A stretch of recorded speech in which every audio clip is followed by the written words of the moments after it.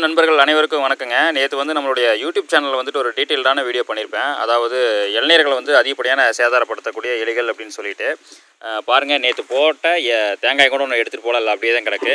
அதாவது நேற்று தான் வந்து நம்ம எலி பேஸ்ட்டு வந்துட்டு கிட்டத்தட்ட ஒரு 20 மரத்தில் வச்சோம்ங்க. இன்றைக்கி வந்து காலையில் நான் போய் பார்க்க சொல்லியிருந்தேன். அதாவது அந்த வீடியோவில் நான் டீட்டெயில்டாக சொல்லியிருப்பேன், நீங்கள் பாருங்கள்.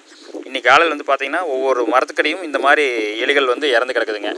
நீங்கள் பாருங்கள், இது வந்து சேதாரப்படுத்தின ஒரு இளநீருங்க. இது வந்து மர எலிங்க. இது சைஸ் எப்படி இருக்குது, இதோட பேட்டர்ன் கலரெல்லாம் எப்படி இருக்குதுன்னு பாருங்கள். இந்த எலிகள் வந்து கீழே இறங்காதுங்க. ஒன்ஸ் வந்து மரத்தில் ஏறிடுச்சு அப்படின்னா அங்கேயே தான் இருக்குது. அதாவது இது பாதிப்பு எப்போ இருக்குதுன்னு பார்த்தீங்கன்னா, ஒவ்வொரு மழைக்காலம் முடிந்தவுடன் பனிக்காலம் தொடங்கி வெய்ய காலம் முடிய வரைக்கும் இந்த பாதிப்பு இருக்குதுங்க.